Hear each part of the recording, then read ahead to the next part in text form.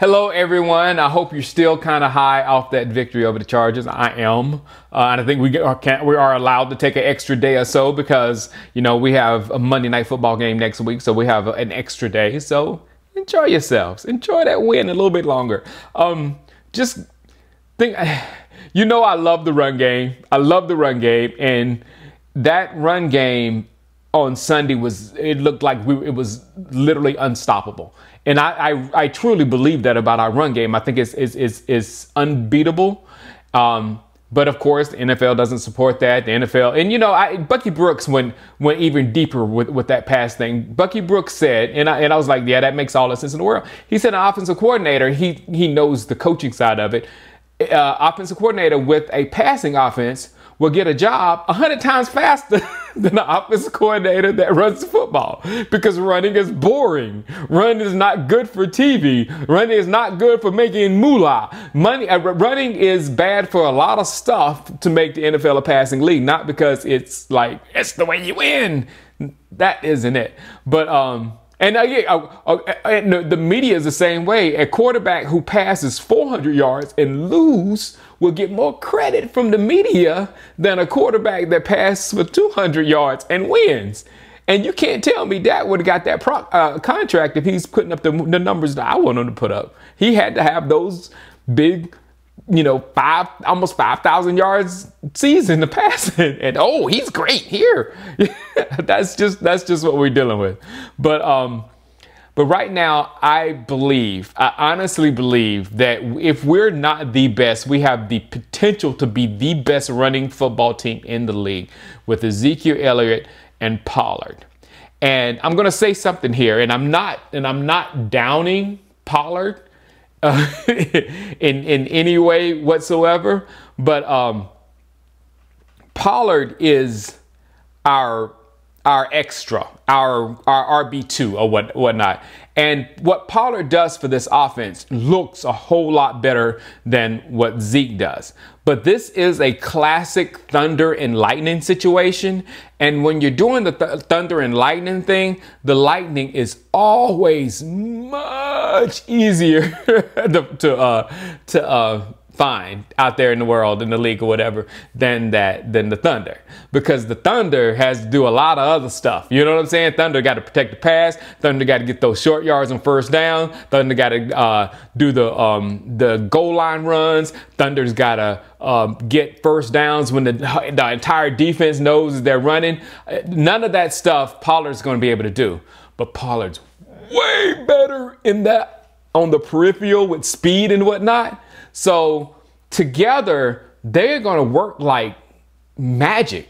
And if somehow they stop Pollard, the only way they're going to stop Pollard is leave that middle open for Zeke to punch him. So there's no way you're going to effectively be able to shut down both of those guys. Maybe you might get one of them, like Zeke didn't have as big a game as Pollard this week, but next week it might be Zeke punching you up the middle because you're scared of the edges for Pollard. They work so beautifully together. So I just hope we're working on more plays for Zeke to make sure we get Zeke going, because it's not Zeke. Even if Zeke lost a step, he's better than all these other guys out there in the NFL that's getting yards. You know what I'm saying? But for Zeke, the fall off that you're saying, some of you guys are saying that's happened to Zeke, is making him worse than like 90% of the NFL, which is not true. He's not that. So we somehow need to get him going, mix up that play action and keep everything balanced like this, because when we get in the playoffs, this balanced football is going to be what wins, period, point blank. All right, on to the defense. Now, in my first video, I said if the offense is good and balanced and, good time management, all that kind of stuff, it was going to make the defense better. And it has. But not this much better. You got to give the defense some credit. You have to. I mean,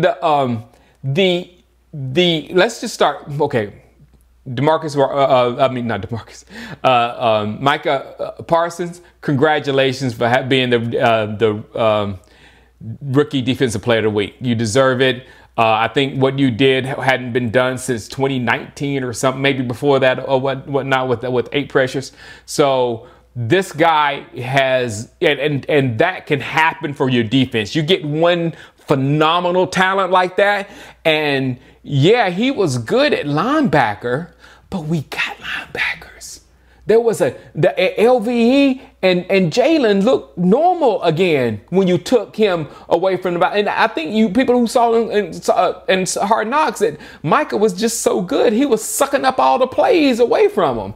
Now we got him. If you're going to be that fast and that aggressive, just go get the guy with the ball. As soon as the snap happens, go get the guy with the ball. I don't care if it's running back, quarterback, who it is. They can call us sacks. You can call him a pass rusher. I don't care what you call him. Just, hey, Micah, go get the ball as soon as the snap. And that's going to put pressure on that entire offense to do whatever. And once they throw it in our secondary, we got real ball hawks now.